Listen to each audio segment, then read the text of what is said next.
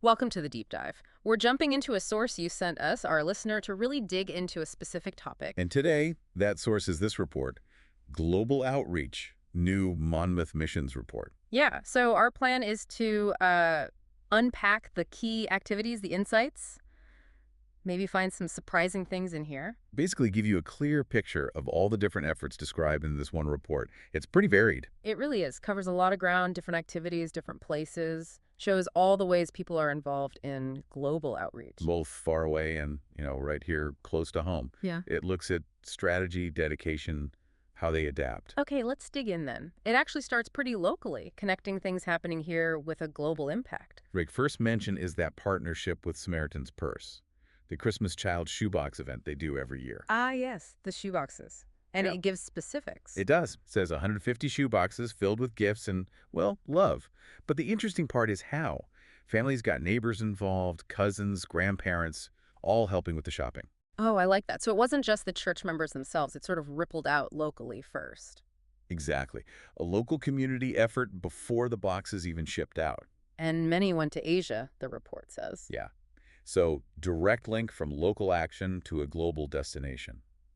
Then, right after that, it talks about the Solutions Pregnancy Center. Their work expanded. Okay, and what were the key details there? Well, a new facility opened up in Freehold. That's a big step. Definitely. How did they manage that or support it? Fundraising.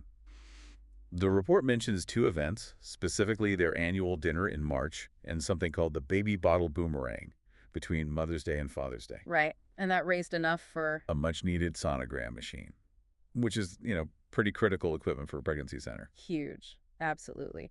Anything else on the center? Yeah, one more thing. The Freehold office also trained bilingual staff for counseling roles. Oh, that's important. Smart move for serving the community there effectively. Definitely strategic. Okay, now it starts to shift internationally, and this is where it gets really interesting. Right. The report introduces Christophe Savage from France. He visited back in February. That's right. And he wasn't just like a guest speaker. He participated in a bunch of local groups. Like what? Let's see, Ladies' Day Fellowship, the O'Neill Life Group, that sounds like a small group, Okay. the Men's Prayer Fellowship, and he shared during a Sunday service too. Sounds pretty involved. Yeah, quite integrated. And his own ministry back in Lille, France. It's growing. It is. And a major goal for them there, the report highlights, is inspiring and training up men and women who are gifted in teaching and leading. Training leaders. Why is that emphasis so key, do you think, especially in a place like Lille? Well, it points towards sustainability, right? Mm. Building up local people means the work isn't just dependent on outsiders. It can keep going. Makes sense. Building from within. Exactly. And his wife, Catherine, she's developed a close group of women for Bible study in their home. So grassroots stuff happening too. That's great. But the report also mentions a challenge. Yeah, a significant one. It says Christians in Lille feel challenged by what it calls cultural darkness, something that keeps reminding them of their past lives, maybe. Wow.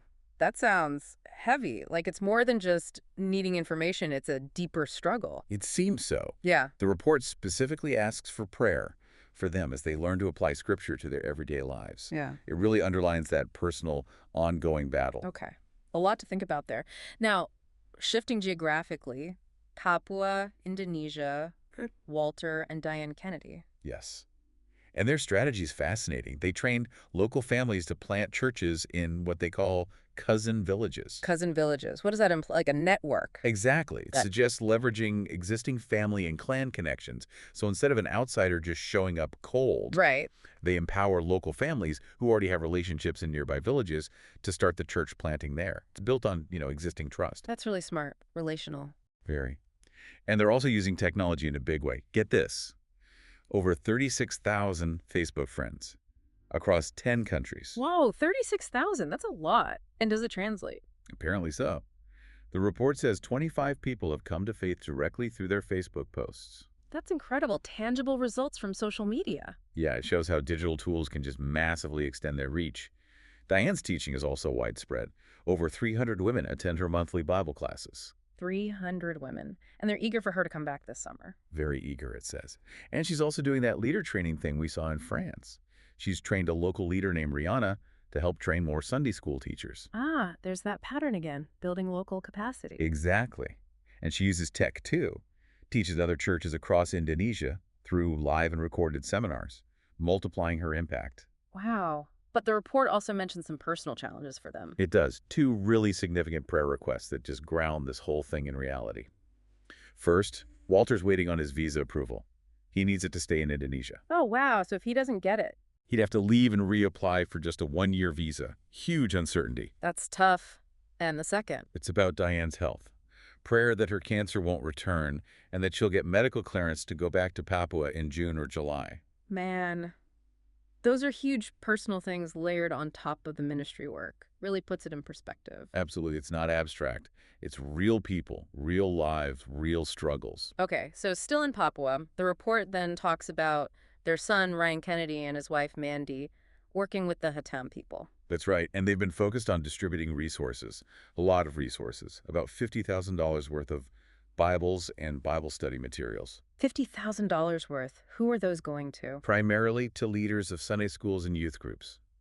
So again, it's equipping the local leaders who are already doing the work. Strategic, not just handing things out randomly. Right, and they got creative with logistics, too. They used sponsorship money to buy 5 new motorbikes. Motorbikes. Why motorbikes? For volunteer teams on the ground to distribute things like audio Bibles, the Jesus film, teaching materials.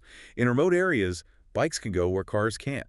Makes sense. Reaching the harder to reach places. Exactly. Mm. And using audio Bibles and the Jesus film that overcomes literacy barriers too, right? Using tools accessible to everyone. Smart, very practical. But they face challenges too. They did. The report mentions the whole family overcame typhoid fever.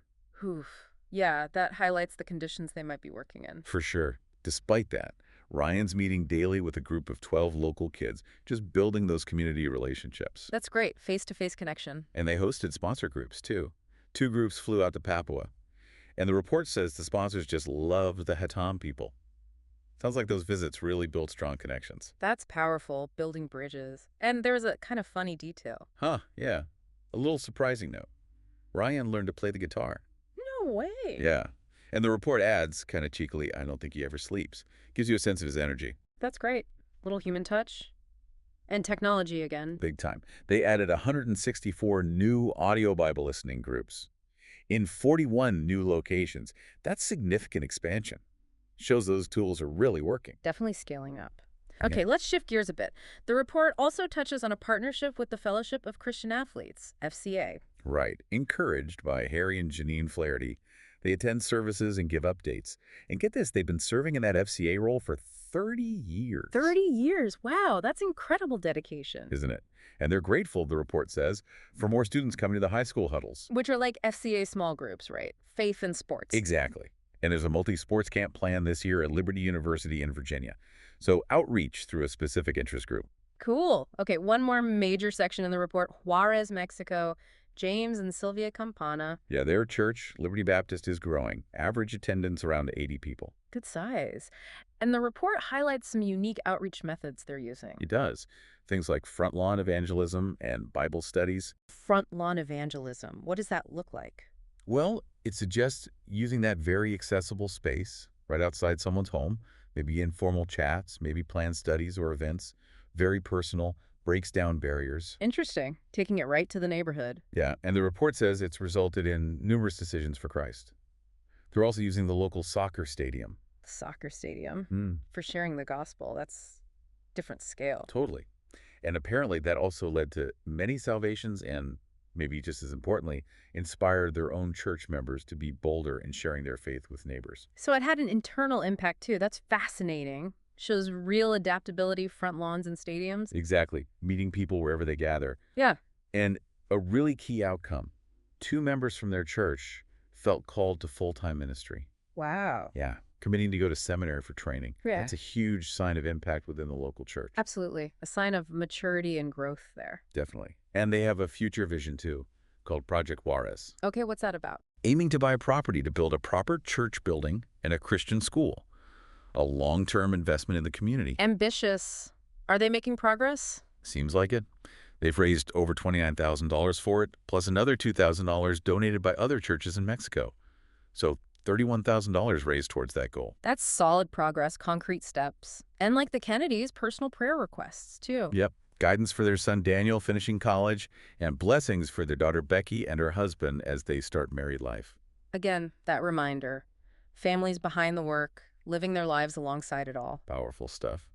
So, okay, we've just gone through this one report. What does it all add up to? It's kind of amazing, the range. It really is. You go from very local things like filling shoeboxes or supporting a pregnancy center right through to, using Facebook globally, motorbikes in remote villages. Strategic church planting in cousin villages, training local leaders everywhere, using soccer stadiums. Exactly. It just shows the sheer diversity of approaches being used in global outreach today. There's no single formula. And it also really highlights the personal side, doesn't it? The Yeah. dedication, the need to adapt, the real challenges people face, visas, illness, cultural pressures. Absolutely. This snapshot isn't just about what they're doing, but the how and the who, the different methods, the different scales, and the human stories woven through it all. Yeah. And connecting it to the bigger picture, it really underlines how complex and, frankly, creative global outreach has to be now. It's constantly adapting. Adapting to new places, new tech, new challenges, which I think leaves us with a really interesting question for you, the listener, to think about. Hmm. Well, when you look at this incredible variety of methods described in just this one report, front yards to Facebook, shoeboxes to stadiums, what does that sheer variety tell us about what it means to reach across cultures and communities today? How different is that maybe from how things were done in the past?